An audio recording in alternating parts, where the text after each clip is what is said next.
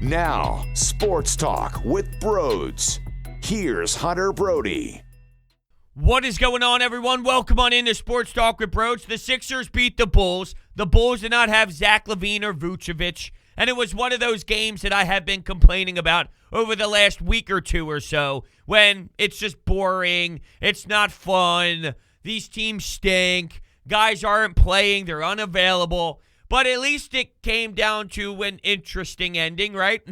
No, I don't want it to be that way. I want my starters to have a lot of rest. I don't want to have to throw Tobias Harris, Joel Embiid, Ben Simmons back into the game. I want to give them as much rest as possible, especially knowing that they're on a back-to-back in this sequence. They have a future back-to-back upcoming on Friday and Saturday between the Pelicans, and I forget who they play on Saturday night, the Pistons, I think. So get as many minutes of rest as you possibly can, but the bench screwed that up. The bench was horrific. And, Doc, let that be the message. Let that be the moment where it triggers in your head, I can't go 11 deep. The audacity, the fact that you think you could even go 11 deep is laughable to me.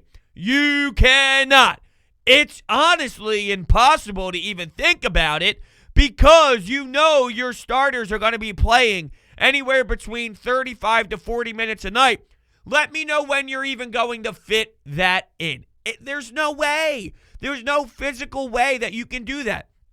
Don't try and tell me you're going to be doing this all-bench lineup in the postseason, because if you do, you're going to lose. It's inevitable. The answer's already there. You will fail if you think you are constantly going to go with this all-bench lineup in the postseason. It's such a dumb way to think. There's no way in hell that you shouldn't have Ben Simmons, Joel, or Tobias on the floor at all times. Please figure that out, Doc.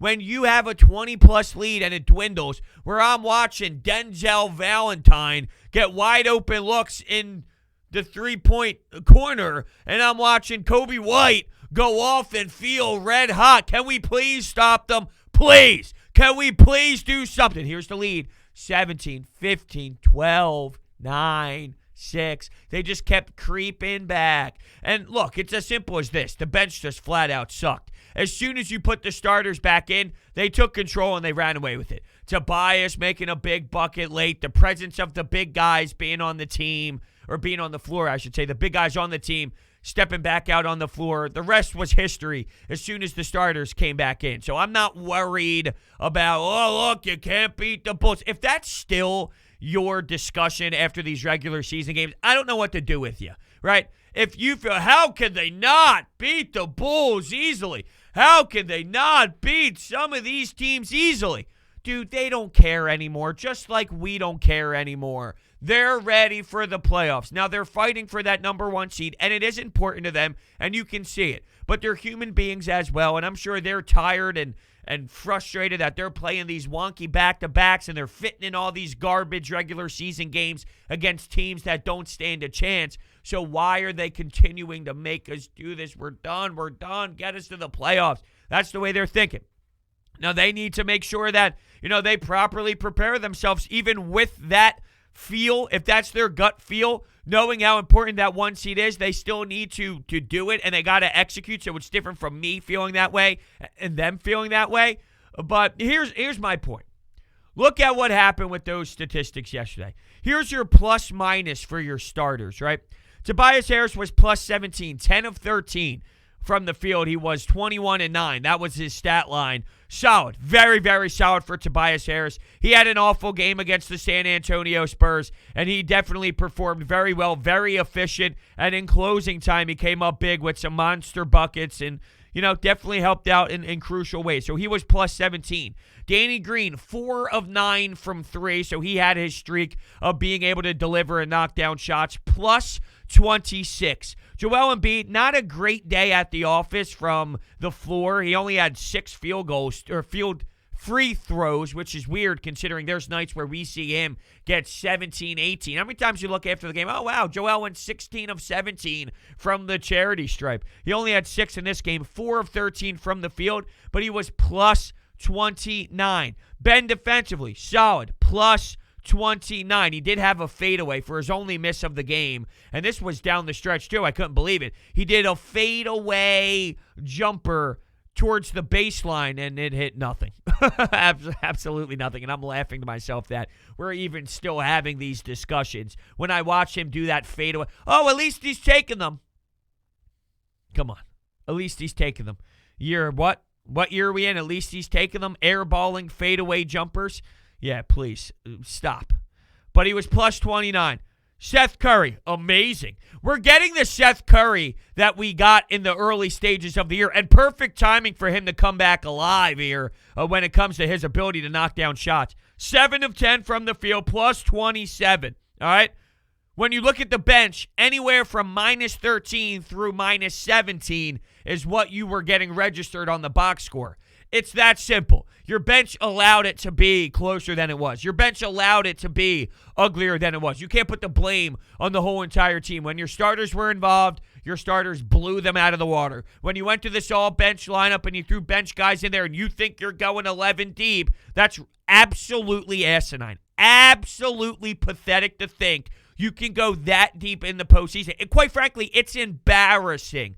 Come on, Doc. Now, maybe it's just a message from a coach perspective to try and keep everybody engaged. Because if he tells the team and tells the media we're going to go 8 deep, well, then the back-end guys are going to give up and stop playing hard. Maybe it's just that simple where this is a coach that is making sure the message isn't lost and making sure that everybody continues to play full throttle, even though nobody wants to play anymore because it's time to tip the ball up to play some serious basketball where, it's starting to dial in heavier. I don't know, but I do know that 11 is the most embarrassing thing I've ever heard. Korkmaz, very unfortunate for him. It seems like he got that ankle injury again, the one that was bothering him in this recent past. He does have a true shot of being able to create something off the bench for this team because Doc Rivers views him that way.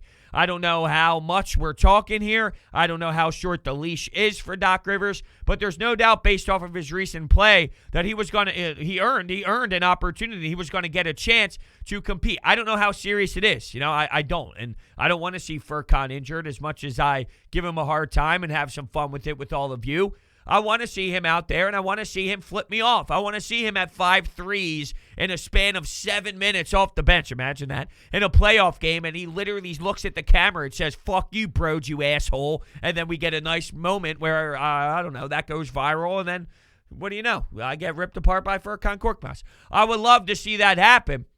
I don't want to see any player hurt. You put too much heart and too much passion into the game and too much energy surrounding this, and he worked his way back into the rotation. I want to see him finish the job. I want to see him make sure that he plays that hard. He gets those shots. He gets that chance. Like, he worked hard to get it. He earned it from the coach. He earned it knowing that there was a moment where he was out of the rotation, pretty much last breath of air to try and squeak his way through the rotation again. He did that from an athlete perspective. He did it. Come on, I want to see him. I want to see him do it more. I want to see him get that playoff moment to do it and shut me up. I don't know how serious this is. Maybe this is just the rest of the regular season kind of thing, but we do know that now there's some lingering issues happening with it, some discomfort happening with it. So that's definitely big for sure. Getting back to Seth Curry though. Ankle injuries seem to be lingering. Just there's always something minor with him. Something's tweaked, something's bothering him, something's upsetting him, and he's not available. On top of that, COVID. And I actually had a caller on The Fanatic this weekend mention how he was in the Marines and he had a buddy who was in the Marines, and it was specifically about Seth Curry. And not that I ever downplayed the seriousness of the after effects of it or whatnot, but he was talking about his buddy who was in the Marines, and he was down and out for like 3 months with not being able to be his true self. His buddy wasn't able to get over that hump and to feel 100% again. Lungs always felt tired, and he just always felt defeated and fatigued. And how much of that is possible? Like we saw it with Scott Kingery last year with the Phillies. And now, quite frankly, he just stinks anyway. What do you know? Shocker. He's just bad as it is. And that's why it's hard to kind of separate the two on, are you just bad? Are you just struggling? Is COVID a reason why? Is it a combination of all three? Well, maybe Seth Curry is somewhat getting out of that, or and I tend to lean more towards this way, but it is possible that COVID played an effect on the Seth Curry that we saw through the big portions of the season. But I think this is just what Seth Curry is. He'll give you this beautiful stretch of 50% from three, 60% from three, electric, can't be stopped, dribbling between the back and stepping back in the corner, nice, smooth in transition, confidently pulling up, and you feel great about it, and you know it's going in because he's on that kind of ride, and he's taking you on that type of journey throughout a few games. Like, that's what Seth does, and then he'll give you an 0 for 5er, and he'll give you a 1 for 6er, and that's more, like, I think that's what it is. But right now, this couldn't be the best time for Seth to see the ball go through the hoop this way, to build that confidence, for his teammates to give him wide open. You know what I think is funny, speaking of wide open? Whenever squads allow Danny Green to be just standing there in the corner without a soul 15 feet from him, you do know who that is, right? You do know he wins championships, right? You do know he's a part of winning basketball, right? You do know he's one of the most effective three-point shooters in the league, right? You do know he's one of the best corner three shooters in the league, right? Why are you just allowing Danny Green to be that wide open consistently? I see it happen consistently. And you got to credit the action ran by the Sixers and the ball movement by the Sixers as a whole, which then allows that swing pass to just perfectly land right into his breadbasket in perfect form. Perfect shot. Bang. What do you know? Nothing but net out of Danny. At the same time, I wonder if a lot of that has to do with, too, the Chicago Bulls and these teams that are just, not having their players available, not having guys out there, Vucevic not being there, LaVine not being there. I wanted to see Ben on LaVine again. There's always something to be said about watching LaVine play, and you see his box score and you see his stats, and he'll give you 36, 35, 32, 28, 42, and then he sees Ben Simmons and it's 12 or it's 14, right? Ben does a good job on Zach LaVine. It's something that I always love to watch is Ben on that side of the floor in those matchups. He did well, though, in this game. I'm not going outrageous with it. Wow, did you see Ben in his D? Guess what? Imagine Ben Simmons play defense against me. He's probably going to look very good. But Ben's great against Giannis. Ben's great against... I'm not saying he's not. He is. We know he is. I appreciate his defense. You can look at it positively. Here's a game where he could just pretend it doesn't matter. Well, I can destroy this guy with my eyes closed, so I don't really need to work hard. And he still pounces, and he still gives you that energy. He still gives you that work ethic on that side of the floor. So there's the positive. I'm just not going to rah-rah about it because I know that he can do that. I know what he's capable of against a team led by whoever the hell they were led by yesterday. Who were they led by? Kobe White at the end there where he was on a spark, on a ride. For majority of this game, it's a 20-plus point performance. I did have a feeling that. I don't know why. I don't know why I had this feeling, but the way my office is set up is I have my desktop here and my two monitors right in front of me where the camera is. But off to the left, I have my actual television. And I had the Sixers game up there when the Phillies game was over as I was getting my Phillies notes together because the Phillies played last night against the Brewers. So I'm just getting everything set up for the post-game shows while having the Sixers on my TV here in the office. I was jokingly in my head, and I will never do this. I've never done it before. I don't believe in it. I watch all these games full through. What if I squeak out the Phillies video so then by the time that's done, the Sixers will be over? I can hop right into things. I never do that. And I go, this is exactly why. I know exactly what's going to happen. The one time I do that, and I haven't done that in 4 years, the one time I do that, the Sixers are going to blow the lead, something crazy is going to happen, the Bulls are going to explode, yada, yada, yada. I just sense that, well, if I was to do that, you know exactly how it's going to play out. And what do you know? Here comes the lead for the Sixers. It dwindles, it dwindles, it dwindles. Denzel Valentine, the Bulls score 3. Kobe White, bang, bang, bang. Yeah, I mean, you just knew it. You just knew it. So I'm laughing as I see the comeback start to happen. It's like, well, I called it. I called it mentally. And once again, I would never do that. I don't believe in it. I'm anti. But, yeah, I just thought it was funny that it played out that way. Matisse Thybulle, I know the bench had struggles. Matisse Thybulle, though, his defensive plays sometimes are just mind-blowing. They make me numb. He gets a block out by the perimeter. And he recovers defensively after that. After he blocks the ball, it goes back into the Bulls' possession.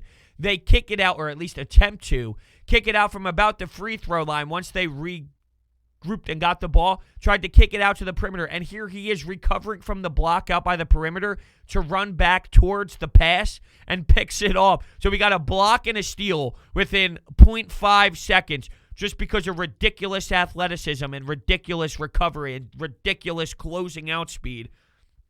Matisse Thybulle is insane. My man is legitimately insane. Hard to take a lot out of the positives here for any bench player in particular, but with Matisse Thybulle in general, that was one of the most absurd things I've ever seen, and he's just becoming smarter and smarter and better at some of these minor things. He's still got ways to go. There's no denying it, because at times you could tell where it's just raw, natural instincts, and then there's times where it's, that's something different. That's new. That's growth. You could tell that they have tried to apply this, or, they have worked on this under Doc Rivers, or, this was taught in maybe some training camp situations or limited practice, because they try and get their practices in with shoot around. That's what they do. They don't get practices. This is the NBA. You don't have time to just work through practices. So during shoot around and whatnot, you try and implement new things.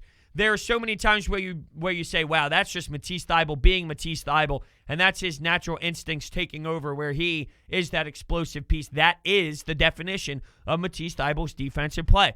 Then there's times where it's like, that's new, and that's a different look. That's unique. That's not Matisse Thybulle just being Matisse Thybulle. That's something that they have worked on in the progress and the growth of Matisse Thybulle. A lot of that stands out more offensively, whether it's him dribble, drive, and go into the rack, not afraid to attack or whatever. But, yeah, I'm fascinated by Matisse Thybulle's game in general, just who he is, who he has become, and what he is going to be full-time. For his career, that is. Like full-time, for full career, I guess I should say. It's crazy to think that we're at the point now. I had this discussion prior of when Matisse Thybulle was selected. I did not like the pick. You got a player who couldn't shoot. At the time, all you needed was spacing. So you needed spacing and shooter, and you got another Ben Simmons-type player who was a good defender who couldn't shoot the ball a lick out of Washington. And then there were the concerns that you can't draft another player from Washington. I'm not anti-player from Washington. I'm not anti, well, you failed picking a player from that school before, you can never pick there again. If that's the case, Matisse Thybulle can legitimately be an X factor in a major series against a team like the Brooklyn Nets in a playoff round. Hell, even the Milwaukee Bucks as well. He can be an X factor. Imagine not picking that X factor just because he was at Washington and Fultz became a huge bust and Fultz forgot how to play the game. That's unfair. I still go back to where I felt at that time, and it was warranted. You needed spacing. You needed shooting. You went out and drafted a player that couldn't do any of that at all. Now, ultimately, I was wrong. The mindset, though, not flawed. My mindset was not flawed. I was wrong, though, because he became a way better defender than I ever thought he would be, and he's a very special talent. But I just think it's funny that because Markelle Fultz stunk, there's this conversation of you should never go draft a Washington player again. This team has done a good job finding Landry Shamet out of Wichita, finding Matisse Thybulle late. Who else am I? Tyrese Maxey, late pick. They find really good value in those spots, and you definitely have to give them credit there. I'll also give credit to DeSimone Jewelers because they're amazing and they're the best in the business. Fellas, if you're looking to get your future fiance, your future wife, an engagement ring, you have to go to DeSimone Jewelers, who used to be in Jewelers Row. They're now in Haddonfield, New Jersey. They have over 40 years of experience in the business. They do not use sale tactics. They sit you down, they educate you, just like your family. They don't treat you like customers. They treat you like family. They customize and manufacture every single ring they make from start to finish, and because of that, they're able to beat competitors' prices. I've sent so many family members and friends in their direction, and I get the same response. Brodes, they are amazing, and you'll know exactly what I mean when you go in there and you tell them that Brodes sent you. I'm not kidding. Whether it's her birthday coming up or whatever the case may be, the next holiday, if you're looking to get earrings, necklace, ring, DeSimone Jewelers is the best place to go. I guarantee it. I will never go to a different jewelry store in my life again. I guarantee it. All of their information is down below in the description. All right, why don't we take some Anytime Hotline calls? We have those. We also have some text messages as well. You can also text into the Anytime Hotline, so you can do both, just so you know. So we have some texts. We have some calls. Let's kick it off. What's going on, Brodes? Another Sixers win. The bench really shat their pants in the fourth quarter, almost gave this one away. Luckily, Starters weren't too tired. Were able to come in and close it out. Tobias Harris, I'm going to sound like you. Just a solid, efficient 10 for 13. What I like to see. He's been struggling lately. Seth Curry, he's looking good. I don't know if he'll keep it up, but I would love it if he did. I think going forward, like in the playoffs, the real difference makers, or not obviously the difference makers, Joel Embiid, who did not have a good game tonight, but I feel like the ones that are going to push us over to do really well in the playoffs are Danny Green and Seth Curry, because if they're going, this spacing is just so good, and we're pretty much unstoppable in my opinion. There's absolutely something to that, and I was writing that down as you were speaking about Danny Green and Seth Curry specifically. If you get one of those nights in the playoffs where when you dish it out, and let's say Joel Embiid is going to get double teamed, and Joel has been talking about how, he's been realizing we're getting closer to the playoffs. He knows that teams are going to just bombard him and force him to get the ball out of his hands and force somebody else on this team to beat him. So he's been somewhat in that mindset of, I got to pass out. I got to work on my passing. I got to make sure I'm smooth in that area because I know it's coming, which is good to kind of prepare yourself. At the same time, don't overdo it. Don't overlook past it. Sometimes, there is going to be an opportunity for you to be Joel, and I don't want you thinking automatically too quickly that it's time to pass out. Well, maybe it's not, and you can still be very active and still be Joel. You got to find where you can perfectly mix those together. But if Danny and Seth are cruising, if Seth Curry's 3 for 5 to start the game off, I know it's crazy to start the game off, but let's say halfway through the second quarter, Seth Curry hit 3 threes already, and he's in transition, or he's spotting up shooting with that perfect form jump shot where you could tell as he's jumping up, like, yep, that looks right. Yep, that looks good. Oh, Seth's got time. He's going to drill this, and it goes in, and then you swing it over to Danny in the corner, and it's like he's already starting to run backwards because he knows before it leaves his fingertips that this one is the one. If Danny and Seth are combining for monster numbers, you're right. I mean, it's at some point you got to make that decision. All right, are we still going to allow for them to get these wide open looks, or are we now going to have to change our defensive mindset because we can't allow Danny Green to be that wide open? He is too much of a veteran. We need to then make sure we keep our guys out by the perimeter. Okay, now Joel is going to be a dog. Now Joel is going to have time to work. And if they still want to send guys, well, then good luck. We're going to move the basketball. You're right. There's something to be said about Danny and Seth. If Danny and Seth are struggling insanely, and let's say they're 0 for 5 or 0 for 6 combined at halftime, you can bring the pressure. You can bring the heat towards Joel. Here's the thing, though. If it's a close game, this is what I always struggle with thinking about the way teams defend and whatnot. If it's a close game, Danny and Seth can go 0 for 10 combined, 0 for 20 combined, but that 1-3 that can hurt can be at the end of the fourth quarter, and you never want to leave them open. So they could have one of their most miserable performances, and it's a 2-point game,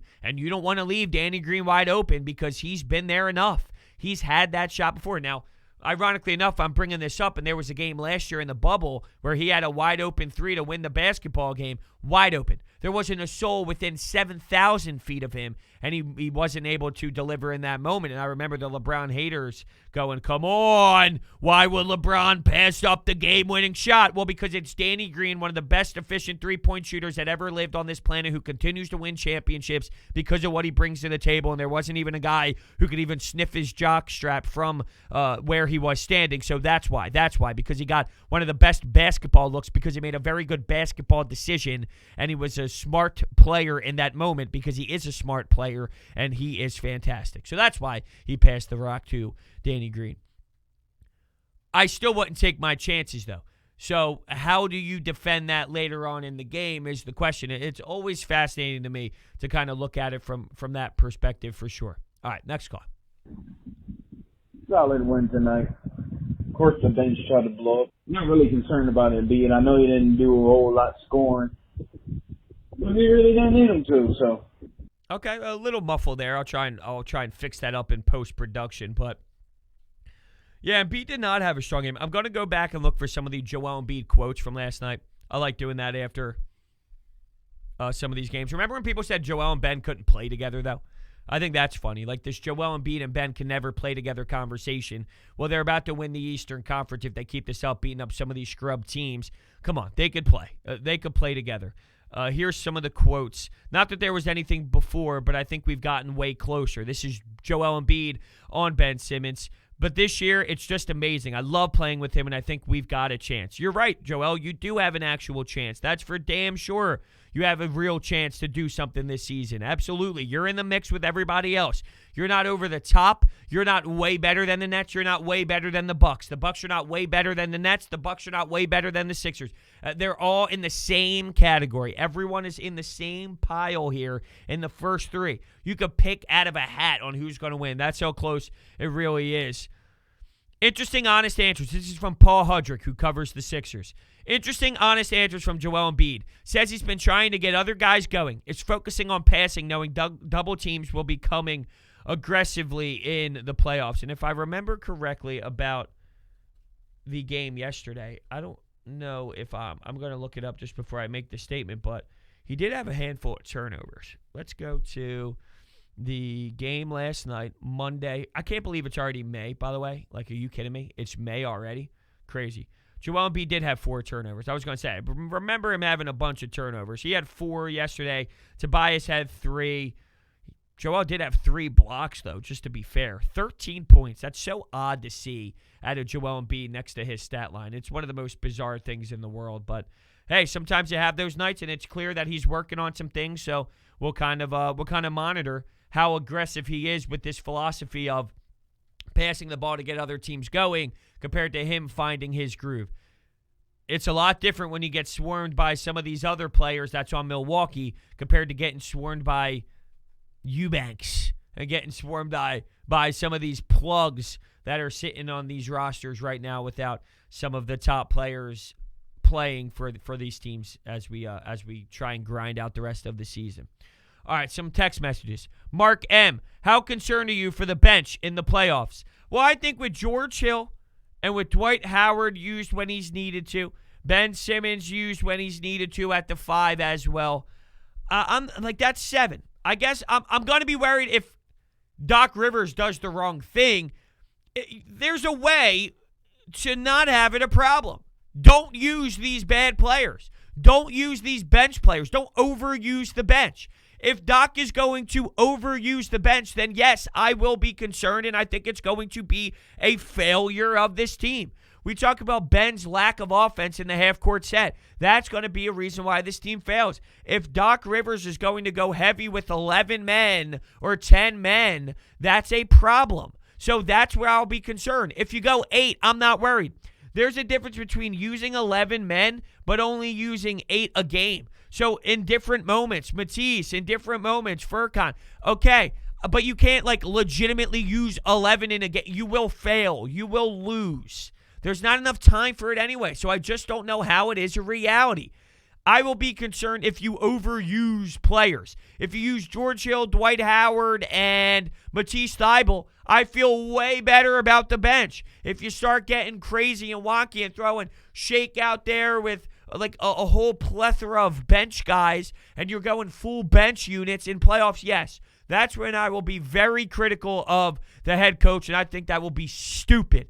Absolutely 100% stupid because of what you witnessed last night. And think about the difference when you're not playing a bad team like the Chicago Bulls and you try and do that. Ridiculous. All right, next text from Kyle. Did you see Ben's defense last night, Brodes? Stop hating on Ben, Brodes. I'm not. Oh, man. I love Ben Simmons. Ben Simmons means a lot to this team. Ben Simmons provides a lot for this team. I'm allowed to be frustrated and upset with Ben Simmons and his lack of offensive game. I'm allowed to be. It's not crazy to be. Let me be upset. If he gives you 18, 8, and 7, and he plays lockdown defense in the postseason, I'm not just going to shred him if there's successful moments in the postseason and he doesn't shoot the basketball. I'm not. If you are losing basketball games because of that and teams can defend you differently because of that, I will lose my mind. And it is okay. It is warranted. My problem is acting as if it's not warranted. acting as if we should just be satisfied. We shouldn't be satisfied, but there's a lot to Ben's game that's amazing, and that's why I love Ben. And that's why I was a Ben Simmons stan up to this season. Up to this year, I was one of the biggest Ben Simmons stans ever. But then there was a smack in the face. Then there was a huge wake-up call in my life, recognizing that this is just absurd. I mean, it's just flat-out absurd. And to act like it's not, I think that's more of the problem. All right, last one we'll throw in here is Anthony says, why was Joel Embiid so flat? I think I kind of gave you the answer, right? I think he's been focusing on getting other players going. I think he's kind of got this switch in his brain of, I know what's coming in the playoffs. I got to be the most prepared. I need to make sure that in many moments here, I can see doubles coming from the baseline. I can see doubles coming from the three-point line. I could see all kinds of unique looks and unique different ways that teams are going to defend me, and they're going to come, and I'm going to have to put my team in the best position possible. It's on me. It's on me to deliver the basketball and to set up the hockey assists if need be, and to get maybe Ben Simmons open. He might be open in the dunker spot if they're going to send a different player from his area, and I got to have to find a way to wrap around the pass to get it to him for an easy 2 points. There's many things that I'm going to have to do, so this is the time for me to prepare myself the best way.